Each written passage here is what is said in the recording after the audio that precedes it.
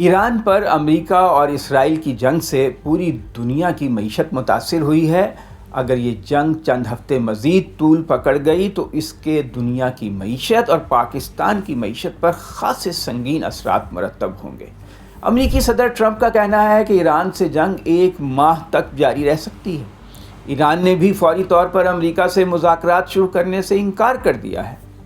ساتھ ہی ساتھ ایران کی جنگ نے سعودی عرب اور خلیجی ملکوں کو لپیٹ میں لے لیا ہے۔ ان ملکوں میں امریکہ کے فوجی اڈے ہیں۔ ایران ان اڈوں پر میزائلوں سے شدید حملے کر رہا ہے۔ پاکستان کی مشکل یہ ہے کہ اس کی معیشت عرب اور خلیجی ملکوں کی معیشتوں سے جڑی ہوئی ہے۔ یہ ملک زیادہ مدت تک جنگ سے متاثر ہوتے رہے تو پاکستان کی معیشت پر بہت برے اثرات ہوں گے۔ اس کا پاکستان پر ڈومینو ایفیکٹ ہوگا کیونکہ چیزیں ایک دوسرے سے منسلک ہیں۔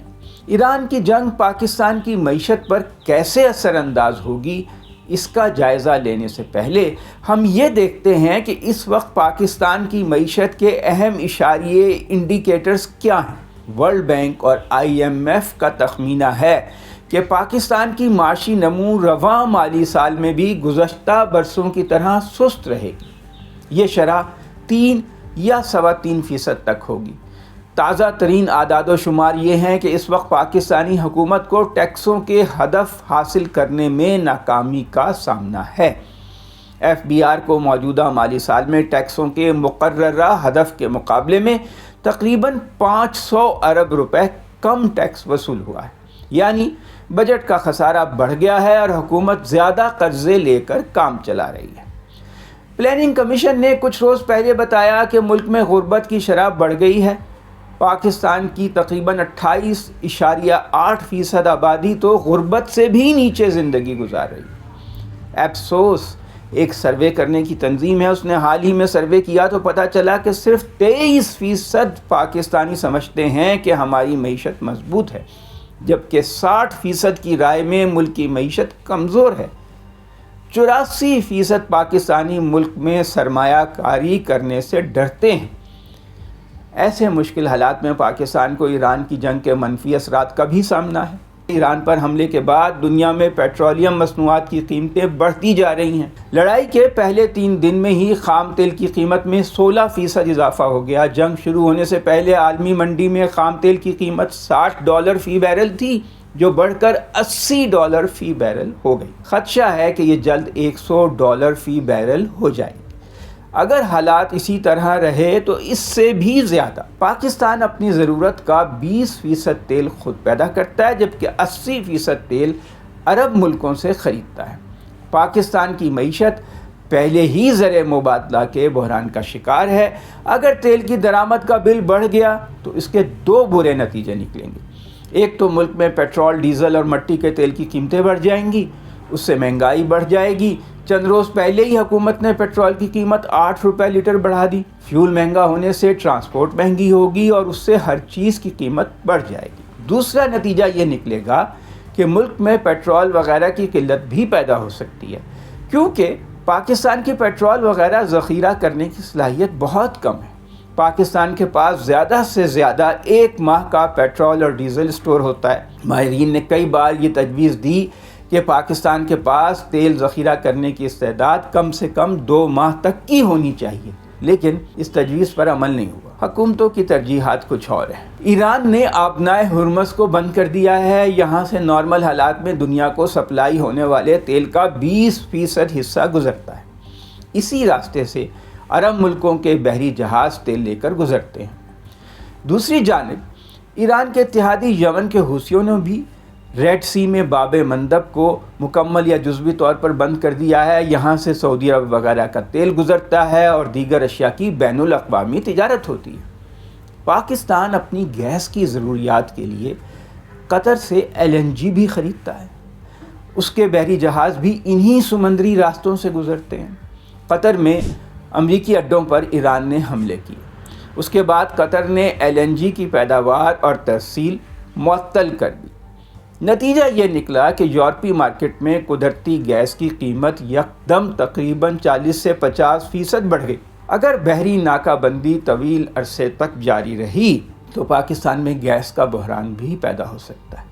پاکستان قدرتی گیس سے بجلی کے پلانٹس بھی چلاتا ہے، اس لیے بجلی کی پیداوار متاثر ہوگی۔ بہرحال پاکستان میں بچت کا ایک پہلو یہ ہے کہ اس کے ہاں شمسی بجلی کا استعمال خاصا بڑھ گیا ہے، اس وجہ سے بجلی کا بحران ہوا بھی تو زیادہ شدید نہیں ہوگا۔ یوں بھی پاکستان میں مقامی کوئلے سے بجلی بنانے والے پلانٹ کام کر رہے ہیں، البتہ درآمدی کوئلے والے پلانٹس کے لیے مشکل ہوگی۔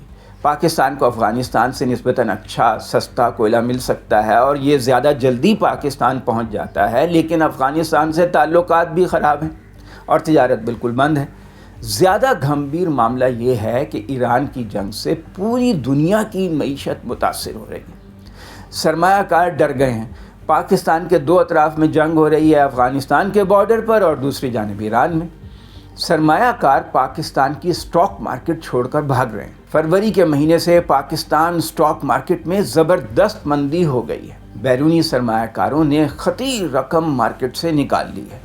سٹاک مارکیٹ انڈیکس بہت نیچے چلا گیا ہے۔ پیر کے روز تو سٹاک مارکیٹ ایک دم 16,000 پوائنٹس کریش کر گئی تھی، اسے کچھ دیر کے لیے 2 مرتبہ بند کرنا پڑا۔ سٹاک مارکیٹ میں چھوٹا سرمایہ کار ڈوب رہا ہے۔ ملک کی معیشت پہلے ہی سست رفتار ہے، سرمایہ کاری کم ہونے سے مزید دباؤ بڑھ جائے گا۔ ایک پہلو یہ بھی ہے کہ پاکستان کے بہت سے امیر لوگوں نے متحدہ عرب امارات کی پراپرٹی میں سرمایہ کاری کی ہوئی ہے۔ دبئی پر حملوں کے بعد پراپرٹی کی مارکیٹ ڈوبنے کا خدشہ ہے۔ غیر ملکی سرمایہ کار اور پیشہ ور ماہرین دبئی سے جان بچا کر بھاگ رہے ہیں۔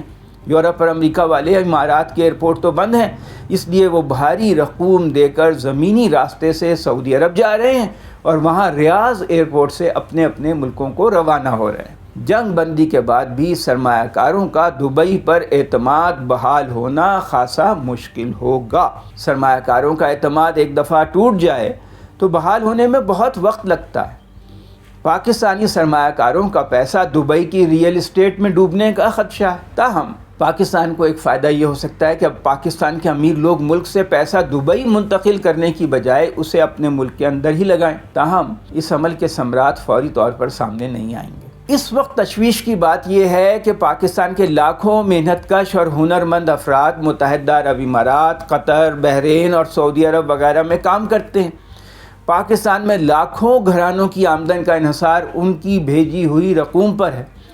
گزشتہ مالی سال پاکستان کو 38 ارب ڈالر کی ترسیلات زر موصول ہوئی تھی، ان کا آدھے سے زیادہ حصہ عرب ملکوں سے آیا تھا۔ اگر اس آمدن میں کمی ہوئی تو ملک میں عام لوگوں کی مالی پریشانیاں بڑھ جائیں گی۔ حکومت کا انحصار بھی ترسیلات زر سے ملنے والے زر مبادلہ پر ہے، یہ کم ہوئی تو ملک کے زر مبادلہ کا بحران بڑھ جائے گا۔ اس طرح ایک ڈومینو ایفیکٹ شروع ہو جائے گا۔ زر مبادلہ کے بحران پر قابو پانے کے لیے حکومت کو کسی حد تک درآمدات پر پابندی لگانی پڑے گی، اس سے تجارت پیشہ لوگوں کا نقصان ہوگا۔ جنگ کے دوران پاکستان کی عرب ملکوں کو جانے والی برآمدات میں بھی کمی آ سکتی ہے۔ پاکستان نے اپنے زر مبادلہ کی ضرورت کے لیے متحدہ عرب امارات سے 2 ارب ڈالر کا قرض لیا ہوا ہے اور اس کی مدت میں توسیع کرانے کی کوشش کر رہا ہے۔ اگر امارات کے اپنے ہی حالات خراب ہو گئے تو اس قرض میں توسیع کا امکان کم ہو جائے گا۔ گویا ایران کی جنگ چاروں طرف سے پاکستان کے لیے معاشی مسائل کا سبب بن سکتی ہے۔ پاکستان کی افغانستان سے تجارت بند ہے، انڈیا کے ساتھ بھی تجارت بند ہے، ایران حالت جنگ میں ہے، وہاں پاکستان کی برآمدات کم ہو سکتی ہیں، جیسے چاول ایران برآمد کیا جاتا تھا۔ ان حالات میں معیشت کو سنبھالا دینے کے لیے ضروری ہے کہ حکومت فوری طور پر کفایت شاری کی حقیقی جینون مہم شروع کرے، اپنے اخراجات میں اچھی خاصی کمی کرے، لوگوں کو ذہنی طور پر مشکل وقت کے لیے تیار کرے۔ اگر پاکستان کی افغانستان سے بات چیت شروع ہو جائے اور تجارت بحال ہو جائے تو اس سے بھی کچھ نہ کچھ فائدہ ضرور ہوگا۔ سب سے اچھا تو یہ ہوگا کہ کسی طرح ایران کی یہ جنگ جلد سے جلد رک جائے اور امریکہ اور ایران دوبارہ مذاکرات کی میز پر آ جائیں۔